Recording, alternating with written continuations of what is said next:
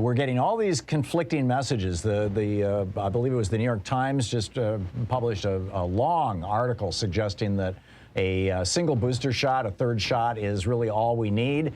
On the other hand, the Washington Post published a long piece talking about how we're seeing an epidemic now across the United States of heart problems that seem to be related to people having gotten infected with COVID.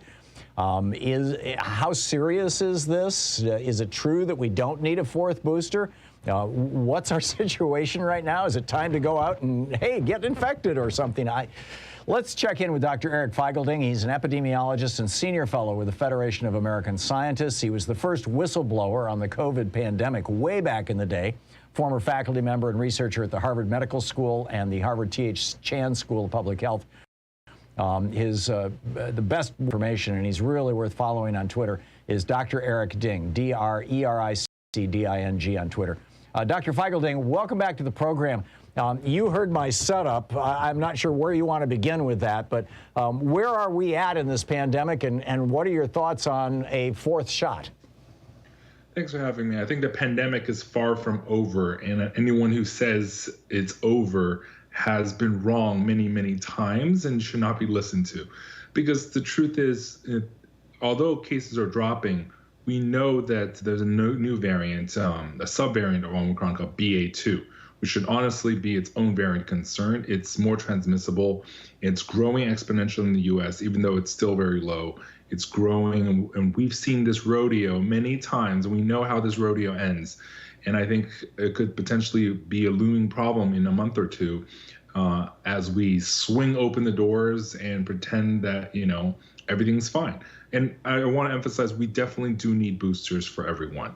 And the latest CDC's data shows that boosters not only benefit those 65 or older, but also middle age, as well as young people 18 to 49. Boosters really make a difference, because if you're just two-shot vaccinated, you have about now only in the low 70% protection against hospitalization, not just infection, hospitalization. The protection is only in the low 70%, but with a booster, you're in the 90s again. Yeah. And so that clearly shows we need boosters, and also clearly shows that we have to be very vigilant against this virus, because these variants are coming, and just putting your head in the sand like an ostrich does no one any good. And if anything, it hurts our children, hurts our ability for our economy to recover, because no one wants this yo-yoing effect.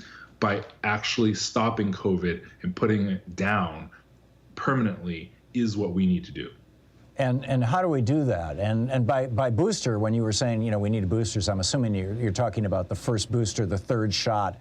You want to weigh in on the second booster, the fourth shot. Yeah, another booster, a fourth shot, I'm not quite sure yet, but I know that it does have benefits in the elderly. We've seen it in Israel as well, that with another booster, a fourth shot does reduce further risk by 50%, which it's not nothing. 50% is cutting risk by half. Right. But I think for most people, we definitely need a third shot. And that, by the way, includes Johnson & Johnson people who got a first shot and a second shot as a booster, but I think they deserve a third shot. I think that definitely everyone should get 3 shots, period. Yeah. And in terms of actually, stopping COVID, period, we just can't pretend that, that swinging doors open and reducing mitigation will lead to good results whenever we see cases still really high. Cases are still really high. They're much lower than the Omicron peak, but they're still incredibly high.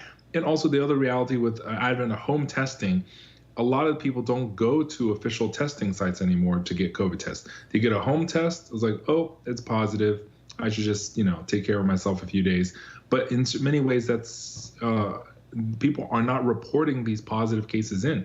So we have to be vigilant. And long COVID is real. It's not just deaths or hospitalizations. Long COVID is real. And that's why we need premium masks, N95, KN95 masks, as well as HEPA filters. Please buy a HEPA filter if you can. If you can't buy a HEPA filter, get yourself one of these Corsi boxes, like a box fan and 5 filters, and tape them together with duct tape into a cube. And those are just as good as HEPA filters and cost much less. Please use HEPA filters or these Corsi box filters. And it's really important for your workplace and school and home. So translating this into practical reality, well, actually, before I get to that, this piece in the Washington Post about all these long-term cardiac issues associated with previous COVID infections. This morning on one of the networks, I saw a physician being interviewed, and he said, yeah, that's a real problem, but it appears that the vast majority of those people who are suffering long-term heart issues got COVID before the vaccines were available, or they were unvaccinated after the vaccines were available. This is a very rare and unlikely outcome of getting COVID when you've been fully vaccinated and boosted. Does the data that you're looking at indicate that?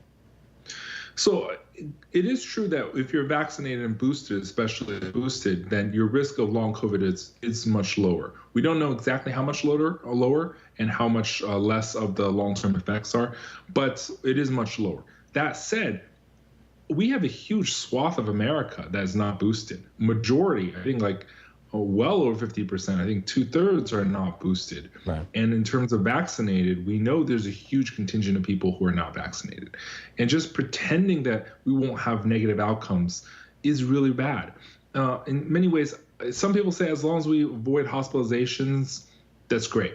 But you know what? It's not just hospitalization efficacy, it's transmission. Because you and your friends maybe feel protected and boosted, but someone in your family, in your network, maybe as a child who's not vaccinated yet, or an elderly who's very immunocompromised and vulnerable. Like I just remember, like the Vivek Murthy, our Surgeon General, his 4-year-old daughter who's not vaccinated, not eligible yet, brought COVID home, and everyone in their family got COVID again. Wow. And this just shows that, you have one vulnerable person in your family, and quickly that can spread to the rest of the family. And I know that his parents, Vivek Murthy's parents, also live there, and they're vulnerable. So this is where that's like a perfect microcosm that you may feel protected, but if you have one vulnerable person in your family who's not fully protected, they could easily cause a wildfire. And this is why we need to be careful of transmission, not just hospitalization risk. So how do we translate this into practical reality going forward? I think it's pretty much a given that governments, from federal to state to local, within a few months are just basically going to have thrown their hands up in the air and said, okay, it's up to you people to figure this out. We're not going to play this game anymore. We're sick and tired of being beat up by right-wing crazies and anti-vax people, and it looks like people aren't, and we don't have to worry about the pressure on the hospitals so much anymore. So what's a person to do? I mean, and I would divide that question, I suppose, into kind of two categories. One being, just your average person who doesn't have any serious medical conditions and isn't over 65, and is vaccinated and boosted. Let's assume vaccination and a boost here in the context of this question.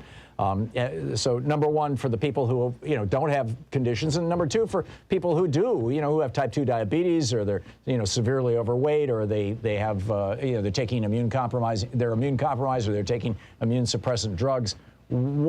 How do we go to restaurants? Do we just eat outdoors? Do we wear masks all the time? I mean, going forward into this new year here, how do we behave? Yeah, I think first of all, most important thing is get boosted for sure. And the second is that, any place in which you can make a difference, please get HEPA filters or bring Corsi boxes.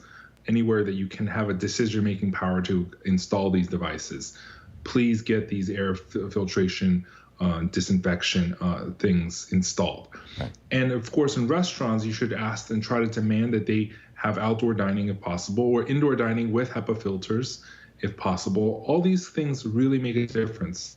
And I think really, really continue to test, continue to isolate. There's people who basically don't isolate anymore if they get a positive test. Continue to do all these things. Still wear an N95 mask in a lot of settings if possible. And again, indoor restaurant settings, be really careful. I think those are all the key things we have to do. And if you want to take off your mask, do it only when cases are really, really low in your area. And right now, cases are not really that low everywhere. America, we still have cases at a very high rate relatively to where we were in the past. So please take every mitigation, because this actually, if we all act together, we can end this sooner and keep our kids in school and have less of our kids yo-yoing out of school because of infections. That's great. So please stay safe. Dr. Eric Feigl-Ding, and you can follow him on Twitter, Dr. Eric Ding. Dr. Feigl-Ding, thanks so much for dropping by. It's always great talking with you. Thank you.